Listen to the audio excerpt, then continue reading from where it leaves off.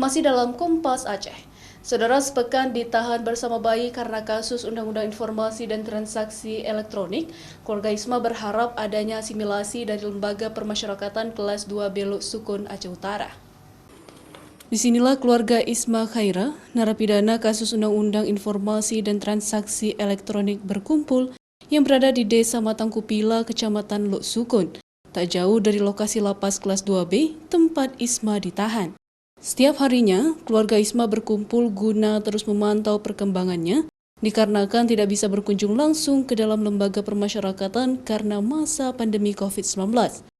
Apalagi keadaan sekarang kan masa pandemi, nggak bisa jengukin bayinya yang di sana, kayak mana keadaannya dia yang di dalam sana.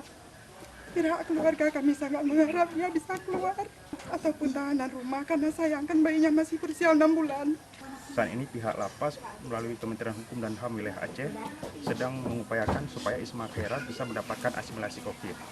Tetapi kan hari ini juga kami belum bisa memberikan keterangan lebih jauh karena ini kan masih dalam upaya. Karena apa? Sebenarnya Isma Khaira ini kan putusannya sudah inkrah. Putusannya sudah inkrah dan sudah dilakukan eksekusi oleh Jaksa Penuntut Umum Kajari Luk Sukun. Selama ditahan, 3 anak Isma lainnya tinggal bersama sang ayah dan turut dirawat oleh kakaknya Mutia Dharma. Keluarga Isma yang hingga kini terus didampingi oleh kuasa hukumnya pun terus melakukan berbagai upaya pembebasan agar sang bayi bersama ibunya bisa kembali bersama keluarga.